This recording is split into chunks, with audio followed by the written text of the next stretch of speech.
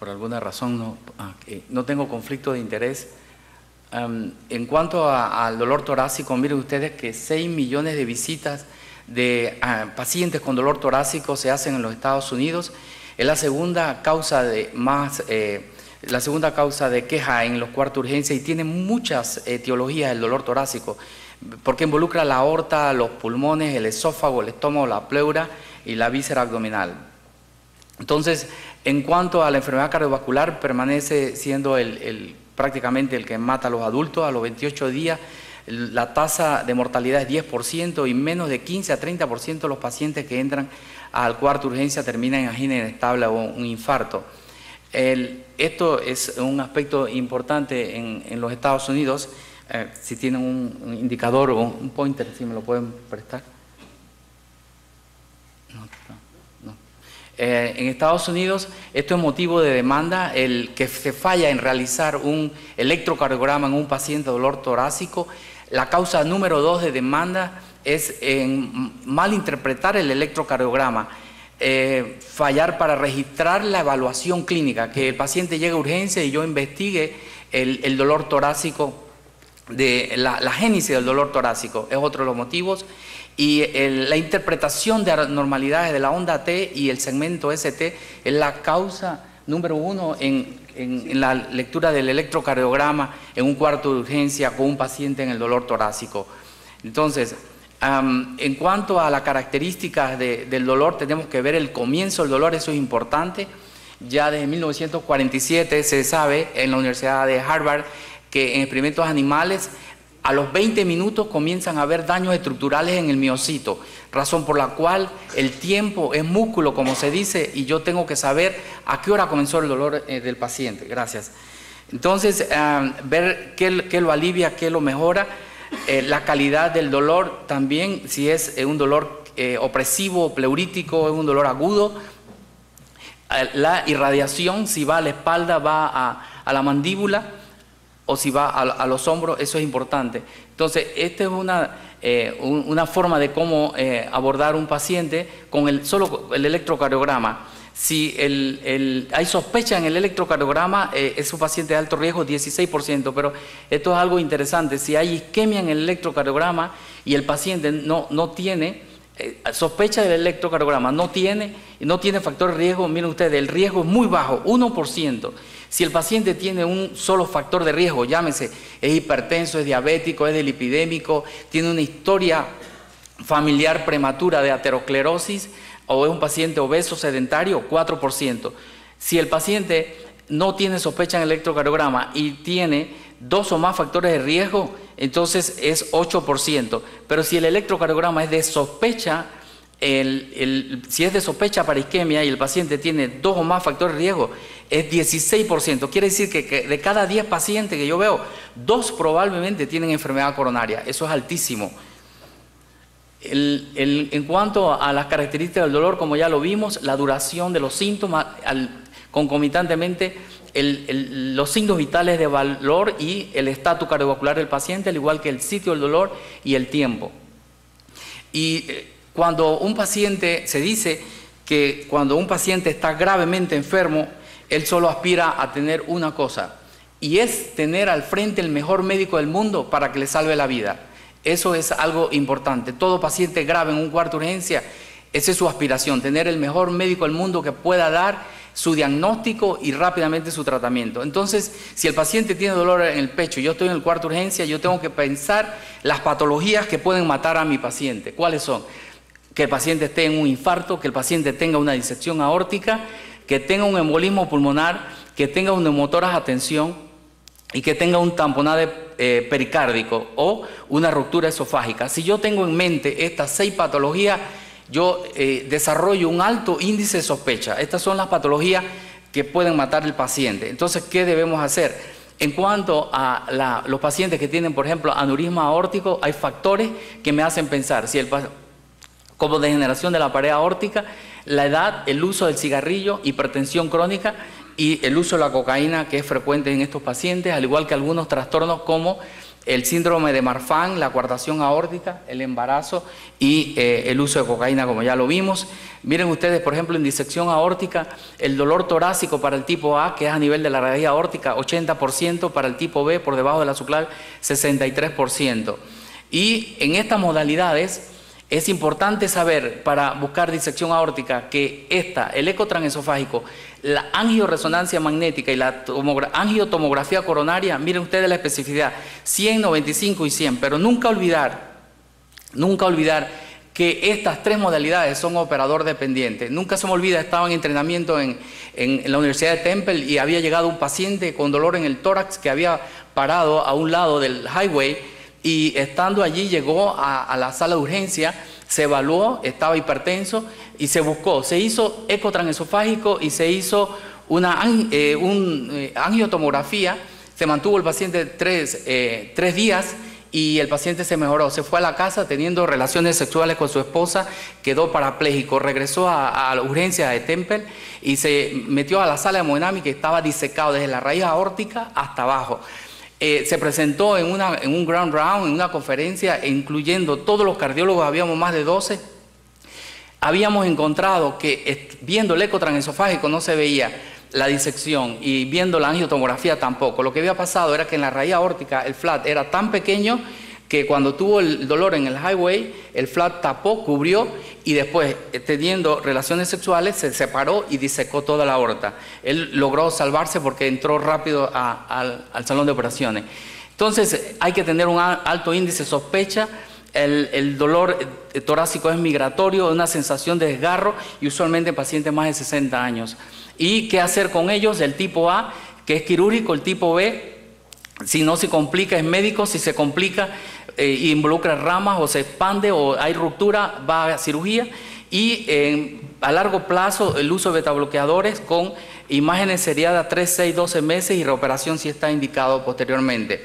Para el dolor torácico por enfermedad coronaria hay muchas manifestaciones como presión, apretazón, sensación de quemazón, sensación de llenura y sensación de opresión. Para los que están presente en el cuarto de urgencia, siempre le digo al paciente, hay una mnemotecnia muy fácil: todo dolor debajo de la mandíbula, la boca, el estómago, centro torácico, primero descartar que sea del corazón. Posteriormente, si es un reflujo, una gastritis, es otra cosa, pero nunca tomar en cuenta esto. Y recordar que pacientes diabéticos mayores de 65 años de edad incluso pueden decir: doctor, siento es una angustia. Ninguna de estas manifestaciones.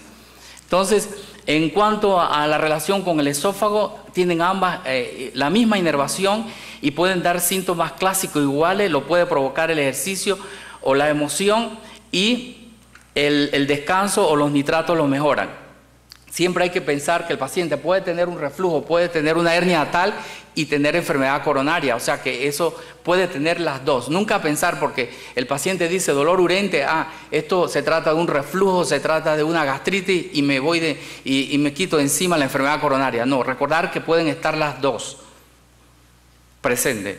Y algunas pistas, por ejemplo, para la relación con el esófago cuando el dolor es persistente por más de 1 hora, pero recuerden que la angina también lo puede hacer, el infarto ocurre postprandialmente y está asociado a pirosis, regurgitación, disfagia. El dolor algunas veces se libera con el antiácido, que pueden también enmascarar cuando se trata de un dolor por enfermedad coronaria. Las enzimas cardíacas no nos ayudan mucho, esto es algo que siempre lo explico. La Organización Mundial de la Salud define que cómo yo hago el diagnóstico de infarto. Ellos dicen que se hace por 2 criterios de 3: enzimas cardíacas, dolor torácico y electro. ¿Qué estamos haciendo? Solamente estamos utilizando el electrocardiograma y la clínica del paciente. Y ahora le voy a explicar de qué manera lo hacemos. Este es tomografía coronaria y se hizo este estudio en 450 pacientes con enfermedad coronaria en el score de Aganson. Si tenían menos de 600, el valor predictivo positivo era 91%. Recordar que valor predictivo positivo significa si tengo 91 pacientes con un score por debajo de esto, la posibilidad de tener enfermedad coronaria es mucho más baja si lo comparo contra 1000, 1500, 2000, 3000 de score de calcio. Este es un electrocardiograma para que ustedes vean la alternancia eléctrica cuando se sospecha un tamponade cardíaco. Ustedes lo ven aquí, sobre todo se ve en B3, B4, B5. Quizás este es el primer dato de tamponade cardíaco. Lo puedo ver en un monitor. En la sala hemodinámica, solamente ver alternancia eléctrica probablemente es el primer signo de tamponade cardíaco desde el monitor cuando encuentro este hallazgo, y ni hablar si lo veo en el electrocardiograma. Y en el ecocardiograma, obviamente, con una efusión pericárdica y colapso telediastólico del atrio derecho.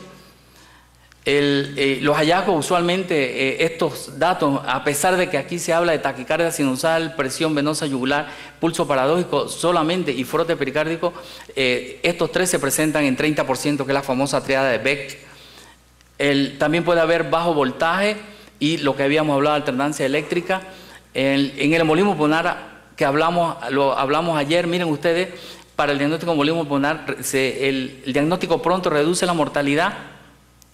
La presentación es variable, pero cuando se ven los síntomas, hay que recordar, un paciente con taquicardia, taquipnea, y el paciente dolor torácico, que son los tres más frecuentes, y llega al cuarto de urgencia y tiene una desaturación de menos de 90, prácticamente nosotros tenemos que ir adelante con estudios para descartar embolismo pulmonar. Hay una gama de síntomas, pero esos son los que más frecuentemente aparecen. Aquí lo ven, taquipnea y taquicardia también. El neumotórax, atención, estos son los factores de riesgo: el cigarrillo, la historia familiar, el síndrome Marfan, homocistoemia y la endometriosis torácica. Y de igual forma ocurre cuando el paciente está en reposo, usualmente va entre las edades de 20 a 30 años, es de inicio súbito la disnea y el dolor pleurítico. Y aquí ven una imagen de un neumotórax, y si es menos de 2 centímetros se observa el paciente, más de 2 centímetros se pone tubo endopleural, y ni hablar si está hemodinámicamente inestable. Recordar siempre buscar la línea pleural, y en el paciente con enfermedad pulmonar obstructiva crónica puede ser difícil la evaluación del neumotórax. Los dolores musculoesqueléticos, condritis, están relacionados a cirugía, puede haber disfunción en la articulación costovertebral, y siempre, o enfermedades reumatológicas, siempre tener presente que el paciente puede tener una osteocondritis. El hecho que llega al cuarto de urgencia, el paciente me dice me duele aquí y lo mando para la casa sin mediar más nada. Recuerden, puede tener osteocondritis, condrocondritis y tener un infarto andando. Recuerden eso, siempre tenerlo presente. En pericarditis, el dolor es retroesternal, súbito en el comienzo, es pleurítico en su naturaleza, se exacerba con la inspiración profunda, y este dato es importante: si ustedes acuestan, el paciente empeora. Si el paciente está sentado y se inclina hacia adelante, él mejora, y si respira profundo, el dolor se exacerba. El frote pericárdico puede aparecer en 85%. Este es un hallazgo importante, un desnivel que hay en el intervalo PR en el electrocardiograma, pero este es el más llamativo. Esto no lo da un infarto. Ustedes ven todo, hay una elevación del ST en el famoso signo de la bandera en todas las derivadas, con infradesnivel en el ABR. Esto es de una pericarditis, y este es el tratamiento, la dosis con aspirina, y algunas veces usa colchicina o glucocorticoides. Y recordar que hay algunas presentaciones atípicas, como el dolor pleurítico, que usualmente tiene una localización primaria. Usualmente el paciente describe dónde le duele, es constante, y puede haber algunos episodios cortos de dolor también. ¿Y qué hemos hecho en el Hospital Punta Pacífica, donde yo trabajo? Nosotros, en aras de buscar una forma de cómo evaluar los pacientes con dolor torácico, quizás este es el mensaje para llevar a casa, nos reunimos durante un mes como el hospital está afiliado a Johns Hopkins. Ellos tienen un centro de dolor torácico, y esto es lo que se ha estado haciendo en algunos centros. Nos reunimos durante un mes y teníamos múltiples problemas. Uno, para establecer el equipo multidisciplinario, ese fue el primer problema que confrontamos, para que cuando el paciente llegara rápidamente hubiese una enfermera entrenada en dolor torácico. Al mismo tiempo, el personal del Centro Cardiovascular Diagnóstico, por si el paciente en los diferentes niveles que le voy a presentar necesitaba un estudio no invasivo o pasarlo a hemodinámica, cómo podíamos ganarle tiempo al tiempo, y surgían problemas durante ese mes, y esto por primera vez se hizo. La pregunta era qué hacer cuando el paciente llegaba con un infarto a la 1 de la mañana y no se esgrimía si el paciente tenía dinero o no. La decisión se tomó, y creo que es el único hospital en América Central y el Caribe, no sé si hay alguno en América del Sur, que el paciente llega con un infarto, elevación de ST a la 1 de la mañana, el cardiólogo, el intervencionista llega sin mediar si el paciente tiene dinero o no, entra a la sala hemodinámica. Y ahora le voy a comentar sobre ese aspecto económico, que fue uno de los más difíciles poder negociar, de que es el único hospital que se hace el diagnóstico de elevación de ST y no se investiga, en 5 minutos está dentro de la sala hemodinámica, después se averigua si el paciente tiene dinero o no. Entonces, ¿qué fue lo que se hizo? Lo que se hizo es que se establecieron 5 niveles y en una forma sucinta. El primer nivel es el paciente que entra con elevación del ST, el segundo es el paciente de alto riesgo, el tercer nivel es el paciente de riesgo intermedio, el cuarto nivel es un riesgo bajo y el quinto nivel es el paciente que está en urgencia, se considera un riesgo insignificante y se va a casa. ¿Y cómo nos organizamos? Nos organizamos de tal forma que si el paciente llegaba con elevación del ST, el cardiólogo invasivo llega en menos de 5 minutos. Si no responde, hay un segundo, y si el segundo no responde, hay un tercero en la lista, y mientras tanto todo el equipo en cuarta urgencia se prepara, y cuando llegamos ya el paciente está dentro de la sala hemodinámica. Y como ustedes ven aquí, los médicos están entrenados en cuarta urgencia. Entra a 10 minutos de llegada el paciente y de inmediato el médico de urgencia firma y coloca la hora en el electrocardiograma y establece la alerta inmediatamente. Ellos ya, sin llamar cardiólogo, van tomando control en el acceso venoso, el triage cardíaco, todo esto se hace automático. El paciente con características de alto riesgo, aquel paciente que tiene, se solicitan las enzimas cardíacas, pero si hay depresión de la onda ST, y miren ustedes, ahí el cardiólogo tiene 30 minutos para llegar, pero inmediatamente se va iniciando el protocolo de dolor torácico con aspirina, nitro, morfina, y esto para los pacientes de alto riesgo. El cardiólogo decide en 30 minutos al paciente de alto riesgo con estas características de dolor, usualmente angina de recién inicio con un dolor prolongado en reposo de más de 20 minutos, si lo lleva rápidamente a la sala hemodinámica. En el paciente con riesgo intermedio, el cardiólogo tiene 4 horas para llegar y se establece este abordaje. El cardiólogo decide si lo lleva a una prueba de esfuerzo le quedan 2 minutos, doctor, para taquicardia. Le quedan 2 minutos. A una tomografía, gracias.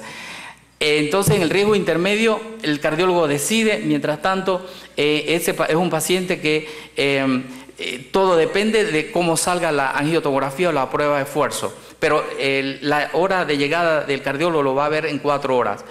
En el riesgo bajo es un paciente que tiene una historia no muy subjetiva de isquemia. El diagnóstico alternativo sin consecuencias mortales es muy probable. En esta evaluación, el paciente se puede evaluar en la mañana o en la noche, alrededor de 12 horas. Igual se lleva al paciente a una prueba de esfuerzo, dependiendo del resultado de ella, o a una angiotomografía coronaria. Queda a discreción del cardiólogo. Y en el riesgo insignificante es una historia completamente inconsistente con síndrome coronario. El electro es normal, no es diagnóstico sin cambio, evidencia clara y objetiva de etiología no isquémica. Es aquel paciente que llama mujer de 35 años de edad con un dolor atípico totalmente. Y este paciente, el electro es normal, las enzimas cardíacas es normal, el triage totalmente normal. Se va a su casa y se contacta al médico cabecera en 24 o 48 horas. Y increíblemente, este paciente, un paciente de 53 años, fue el primero que llegó al centro de dolor torácico. No sé cómo le llaman acá, pero este era el mano derecha del Contralor de la República, o sea, el que maneja el dinero del país.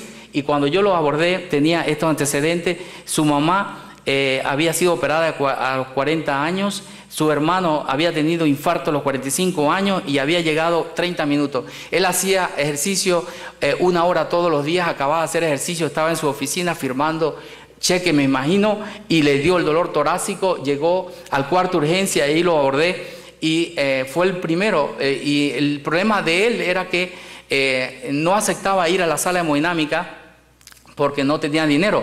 Y conversamos, hablamos con la esposa y al final no lo podía creer, que cómo él iba a entrar si no tenía dinero, y lo metimos a la sala hemodinámica. Bueno, con este electrocardiograma ustedes ven que hay ausencia de los vectores de R y el signo de aleta de tiburón o domo de delfín con un dolor típico. Lo llevamos a la sala hemodinámica y tenía una DA. Se la abrimos, el paciente fue sometido a un programa de rehabilitación que se llama la Caminata Nórdica, y ese trabajo ganó el tercer lugar en el Congreso Centroamericano del Caribe. Y este paciente, él tiene 1.200 trabajadores en el ministerio donde él trabaja, y está animado con el programa que nosotros tenemos. Quizás el mensaje para llevar a casa es uno: ustedes pueden salvar vidas con solamente el examen físico. Si ustedes encuentran un paciente que está chocado, tienen ingurgitación yugular, ustedes deben recordar 4 patologías que pueden matar al paciente: un infarto, un embolismo, una disección o una pericarditis. ¿Cómo pueden diferenciar esto? Si el paciente tiene en el electrocardiograma, ustedes descartan si tiene el infarto. Con la ocultación, si tiene ruido, el otro era tamponade cardíaco. Si el paciente tiene ruido normofonético, ustedes lo descartan. Si el paciente obviamente llega con las características que le mencioné de taquipnea, taquicardia, desaturación, ustedes piensan hacia embolismo pulmonar, y con esta característica ustedes descartan esas 4 patologías: infarto, tamponade cardíaco, embolismo pulmonar, pericarditis. Y el mensaje para llevar a casa, quizás al final, la conclusión es esta: el dolor torácico es uno de los más frecuentes síntomas en pacientes ambulatorios hospitalizados, lo cual un centro de dolor torácico beneficia a los pacientes. El abordaje diagnóstico está sobre la raya, doctor. Debe ser integral y multidisciplinario. El dolor torácico requiere buena historia clínica, examen físico y juicio clínico de los estudios complementarios. En Johns Hopkins, con este centro torácico, llevan más de 1000 pacientes y no han mandado ninguno a casa. Muchas gracias, y si hay alguna pregunta. Muchas gracias. A ver, doctor Díaz, para que usted me hizo dar taquicardia ahí ahorita con el tiempo. Una pregunta: ¿valor de la troponina de base y a las 6 horas para estar más seguros? ¿Vale o no vale? En el centro de dolor torácico no esperamos la troponina. Tenemos un kit que dicen en el laboratorio, cuando nos reunimos sobre precisamente las enzimas cardíacas, resultaba ser que decían que en 30 minutos lo tenían, pero en el mundo real se toma 1 o 2 horas para salir. Tomamos decisión con la clínica y el electrocardiograma para elevación del ST. Los restos, que sería el nivel 1, en el nivel 2, 3, ahí sí esperamos las enzimas cardíacas y tenemos opción a ver las troponinas para poder estratificar el paciente en el resto de los niveles. Doctor Díaz, otra preguntita. ¿Qué tan difícil ha sido la implementación de este flujograma de atención en los pacientes que llegan con dolor torácico en urgencias en su hospital? Perdón, ¿me puede repetir? La implementación de este flujograma que mostraste de la atención del dolor torácico en los pacientes en su hospital. ¿La presentación? La organización, la implementación. Esa es una pregunta muy interesante. Nosotros tenemos un expediente en el cual tiene todas las órdenes ya. El médico general, una vez que entra el paciente, lo enrola en el protocolo y el médico general solamente pone gancho a las órdenes. Sí, esa pregunta es interesante. Tenemos el flujograma completo. Una vez que el paciente entra con dolor torácico, entra al protocolo de chest pain de dolor torácico, y el médico general tiene todo el flujograma preparado para que él lo siga. O sea, él ya llama solo al cardiólogo intervencionista para que llegue en ese periodo rápido, pero ya todo está escrito, todo está en blanco y negro. Sí. Una cuña, aprovechando lo que usted habló de que tenían un servicio de cobertura completo. La clínica Valle de Lili tiene una cobertura de 24 horas al día, 300 y pico días al año para hemodinamia de urgencia. Sí, es igual, está el centro de dolor torácico trabajando los 365 días al año. Hay una unidad de coronaria que solamente se admiten pacientes de dolor torácico, y todo el personal está familiarizado con el dolor torácico. Es algo que yo creo que va a cambiar mucho el abordaje de esto debido a las primeras diapositivas que le presentaba, que en Estados Unidos el dolor torácico es una de las causas más frecuentes de presentación en cuarta urgencia y de demanda también.